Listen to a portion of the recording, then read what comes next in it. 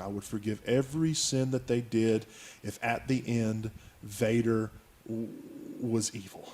If he showed no remorse. If he showed, because what I wanted instead of no, I wanted to like, so be it.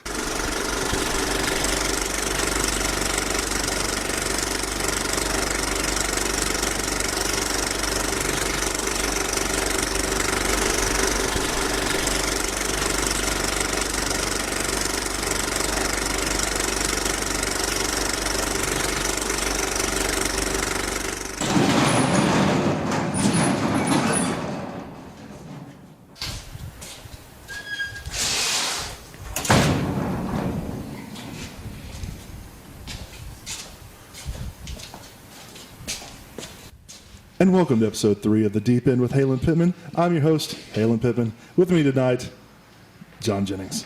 Hello. Hey, how's it going there, John?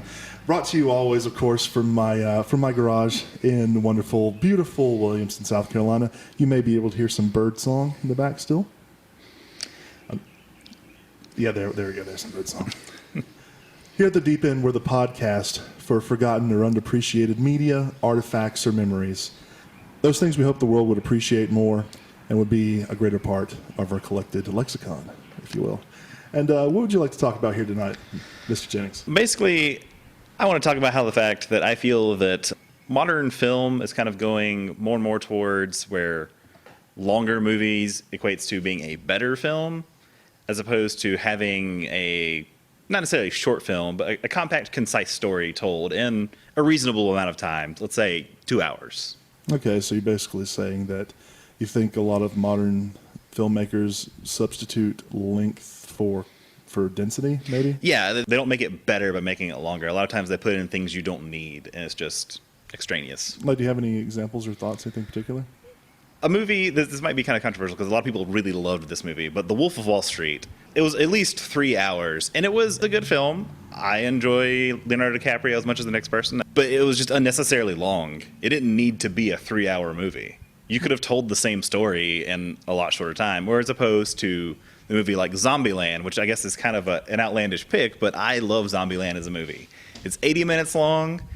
It introduces the world, and you get all the information about the characters you need to, and then boom, it's right into the story, and you get everything you need in that short amount of time. I definitely say there's something good, especially with stories like that, where you don't have to rely on an info dump. You don't have to have that scroll or someone telling the entire history of the world. For that, they use the rules. Yeah. The rules, I think, is and when John originally brought this up to me, it reminded me kind of a really old argument in film, back in the teens and even to the aughts and the 1890s, where they were first coming up with the idea to create the form of film. You had this argument between creators that is film meant for spectacle or is film meant for like a narrative form. So, if you ever look at any really early films, which we'll be watching one tonight, Le Voyage dans la Lune by Georges Méliès. We'll be watching that here in a little while. I think I like it because I think it talks about both of John's points. If you are practice in your film, you only need to strike once with a really sharp sword as opposed to many times with a dull sword. You can have something that is spectacle and still kind of titillate from that side, but also have a kind of a more in-deep story. It's based, of course, on Voyage to the Moon, and I hope you appreciate it. Looking forward to it. Yeah. Any other thoughts? I will say I think part of my idea comes from, I will say, my love of punk rock and all things that are short and to the point. I can definitely appreciate that. We love punk rock here, and I'm always appreciating. And yes, brevity. Philosophically, I really agree with that. I like that. Mm-hmm. If you can't tell it in 2.5 minutes, what are you really trying to say? Yeah. Do you think that this is really prevalent? And I guess they call them today's popcorn movies, especially like I know you use the example of Wolf of Wall Street, which, although is a big name, it's not really a popcorn picture in the sense that you want to put dates in the seat of couples out there to watch the next Michael Bay explosion. Yeah. Quite timely since Transformers 4. Is it Age of Extinction? Is the I believe that, unfortunately, it will not be the extinction of this series of films, but I believe that is the name of the title. So it's a bit misleading in that aspect, I guess. All right. In genre filmmaking, I think that's a common sin. Really, more so, I feel, in fantasy movies, I guess the glaring example would be The Lord of the Rings, which I enjoyed those movies in the theaters, but in hindsight, like I tried to go back and watch them later, just sitting around on the couch watching it, and it was a task.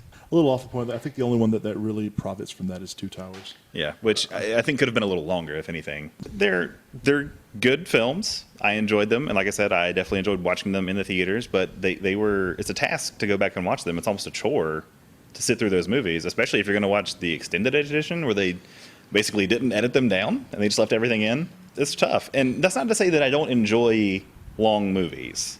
But I feel like movies now are they're long just for the sake of being long, and I just think it's not good. Because as far as for distributors, well, not distributors, but movie houses, it really doesn't pay for them to have a 3-hour movie. You can only make people pay $10, 5 times per theater instead of if you had 8 times a theater. Shorter film, you can show that movie more times. You think the theaters would want shorter movies. Because I think that's the only thing that kind of forces people to not do these glut films of 4-hour longs. I was speaking with Tara earlier about this topic, and she was referencing the early 2000 films Gods and Generals, apparently financed by Ted Turner because of the success of Gettysburg, his TNT program. Yes. That they wanted to do Gods and Generals, which is like a prequel to Gettysburg of the different forces. And how it had a ton of actors, quality cast, everything around. The movie was all so large it actually had an intermission, like an old style 1940s intermission. Yeah, the thing just bombed. Like it cost like in 60 million ish to make and made like 13. Yeah, and I think the disconnect there was having it in more of a serial form on a TV show, where you can watch it in installments, a substantial break in between. It's not a 10-minute break. It's days. And you have commercials. Yeah, you have commercials in between so you can get up and go do whatever, and you're watching it in your own home. Which is weird to me because that also brings up the new phenomenon of binge watching. That there are people out there who are willing to sit for 12 hours and watch an entire season. I will say I'm personally guilty of this. I believe it was season 2 of Justified. I think I watched in the entirety of like one night. But, I mean, come on, it's Timothy Oliphant and Walter Goggins. I did that with season 6 of Barney Miller, and I am in love with that TV show. But I guess to the point about the difference between watching a long movie in a theater and then binge watching like an entire season of a TV show is one, I think you can do it from the comfort of your own home. You can wear whatever you want, essentially. I mean, I guess you technically wear whatever you want to a theater, but as long as it's socially appropriate. Or not. Or not even. Very, very true. I think it's just more about the home experience.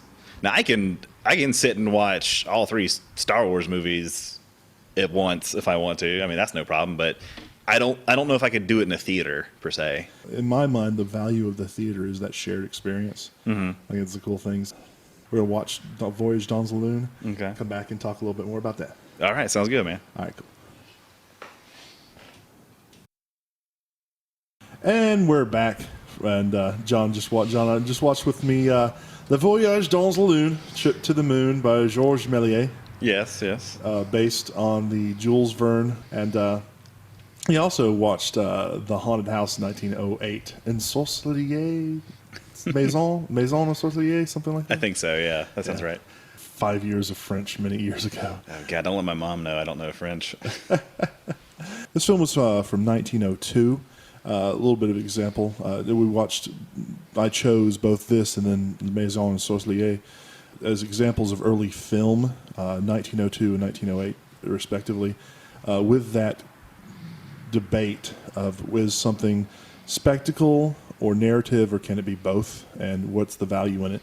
Both these movies are 15 minutes for The Voyage dans la Lune, and like 8 minutes for the other film. And you get a lot of story, I think, pushed in. And for being 1902, very contemporary with Jules Verne. So what did you think of the films? I enjoyed them. It was definitely interesting. We talked about it in there. To watch the black and white version, and then also to watch the, I guess for lack of a better term, the remastered version. Yeah, correct. We did watch 2 versions. One that was a restored version that came out. That's better. In 2010. Originally was meant to be in color. And it was both, I think. Yeah, there was both color and black and white, and that they found a heavily degraded version that they were able to cut back in, splice back in with hand-colored things to make a full, complete trip to the moon. Yes. One thing I thought was interesting about that is that it said that they couldn't fully do it until 2010. You're right. That they didn't have the technology to do that until then, which I thought was kind of remarkable. Yeah, that now you can individually place and space everything back. And it's really interesting because it was only 13,375 frames. Yeah. Which, at modern day, between 28 and now 60 frames a second, that goes by real quick. Yeah. I definitely enjoyed both of them.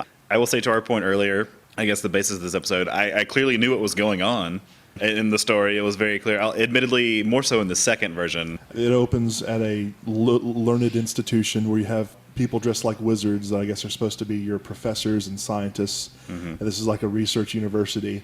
That one of the guys comes up and says, I have figured out a way to shoot ourselves to the moon. And he draws it up on the board, and the one guy's like, no, you're an idiot. And they all start laughing at each other and chuckling, and I think he throws a big harumph, he throws his papers all up in the air. And that's what I want out of scientists. Yes. I want the guys to be like, let's try it. I want some real life Professor Farnsworths. Yes. Because that's kind of what he reminded me of. Right. The very Futurama-esque professor. So the professor says, okay, well, here's what we're going to do. We're going to build a giant cannon and make a bullet. We're all going to get in the bullet and shoot the moon. So that's what they do. You have these entire sequences of building the bullet that they're all going to ride in, having a giant cut-out forest area where they're pouring in the molten metal into the earth to create these 400-meter-long barrel. It's very Saruman-esque from Two Towers, speaking of that earlier. It reminded me of, if you ever played Final Fantasy VII, the giant cannon in Midgar. It reminded me of that. They pour it and cast it, they pop this sucker up, and then you shoot the bullet into the moon. Interesting, some people may have seen this before. The Smashing Pumpkins video, Tonight Tonight, artistically is inspired by this film. You actually have the moon where they get shot and crash into the moon, and the colored version is bleeding blood. The first movie looks like shaving cream, and the second they color it to look like blood coming out of the moon. It was a little more hardcore than I thought it was going to be. I'm not going to lie. Everyone gets out because, of course, the moon has atmosphere. It's very chill. And they all get in their sleeping bags and they go to sleep on the rocky edifices of the moon. Although, one thing I did question was, I wonder how long it took them to get there. Because, the first thing they do is they get out and they all, stretch like they've been in a car for, 7 hours or something. But. Right. The stars and the constellations are watching them sleep. I think initially you have your stars and they're like, what are the humans doing on the moon? And the constellation looks like one is like a picture of Jupiter that looks like actually has kind of like a Jupiter, a Zeus in there looking down on it. And there's Diana. I would assume so. The goddess of the moon, and then something like it looks like Gemini. I don't know. It looked like a set of twins. They wake up. The scientists wake up and go into the deep caverns of the moon, where they find fungi everywhere. To which, here's what gets me: this is commenting on the awesomeness of imperialism. That the little tribal moon person who comes out, jumps around excitedly, scratches its rear against the moon rocks, and tries to communicate with them. They immediately slam it in the head with an umbrella and kill it in an explosion. Yeah, it was a pretty gnarly explosion too to come from an umbrella of all things. And they just start killing the moon people. And eventually enough numbers come up, and they capture them and take them to the throne room of the king. I think it's one of those traditional things. If what is the first thing you do when you meet something new, you kill it. Yes. That way it can't hurt you. You can answer all your questions from dissecting it later. Yeah, exactly. Anything you want to know, you can find out from that. So they get taken to the throne room, and there they meet the king, to which the leader of these professors immediately picks up the king, swings him around, and his body slams him down. Yeah. Kills the king. Yay, France. Being a French movie, yay, France. Yep. We have defeated the king. Then we run away and escape and jump on their bullet, tilt themselves off the side of the moon to fall back down to Earth. Back down into the ocean. I will say I was pretty impressed with the superimposition of the water. Yeah. Méliès was one of the first people to really experiment with the magic of film, to do cuts where you to do dissolves, to cut one thing out and then make it appear like another thing appears because you do a stop and a cut. He experimented with so many things, and you see these. You have a picture of the shoreline of the ocean waves just coming in as the water of the earth, and then the bullet drops in, and it drops into a fish tank, and with the salamanders or newts kind of swimming around in it, and it comes back up. and a big steamship picks it up, and they come back and they celebrate. Yay, you have made it back from the moon. To which the people of the Earth give all these conquerors giant moon pendants and a crown for one, I think, for one of them. To which the moon person who ran off and escaped and stowed away along with them comes out and tries to speak with people, to which he is leashed and then turned into a pet. Yes. I was going to say, in a move I'm sure Ridley Scott stole, there is one latched on alien to the ship. You know, as all good imperialists do. Strap them on and use them as a novelty. Well, I think they put a leash on them, and then they dance them around in front of the monument of their wizards stomping on the king. Yeah, well, yeah, because there's the moon faces just stomping on it. We have conquered the moon. Yes. Because, of course, that's what you do in science fiction. You go to strange, magical new places and kill the people and rule it. And you introduce them to the freedom and awesomeness that is humanity. Well, and then also we watched Le Maison Sorcelée, just to give kind of a counterpoint, because that is a movie just of spectacle, where you have three tramps dressed up as clowns. I don't know if it's meant to make up as they are particularly clowns, or they're just trying to dress it up like a silly hobo. Yeah, I think it was just more of a visual effect, kind of like you said. The three come into a house, and you have really good early examples of stop motion, because the house is haunted. And you see, all types of ghosts or cut-in spaces where they it almost looks like back projecting some of it or superimposing certain parts of film. It's really, really cool to see this so early in '08. Thinking people were doing these tricks that people are still doing before World War I. Yes, I can't decide if the old woman in the mirror was more impressive or the teapot was more impressive. The teapot was really well done. Because there's a stop motion thing of a knife cutting like a salami or some type of sausage, some kind of meat, and it cuts them into pieces and then stacks them all up. Really great stop motion of it's kind of like a ghost hand doing it. And there's even some humor with one part of the meat tries to run away and escape, and the knife has to chase it and come back and bring it back.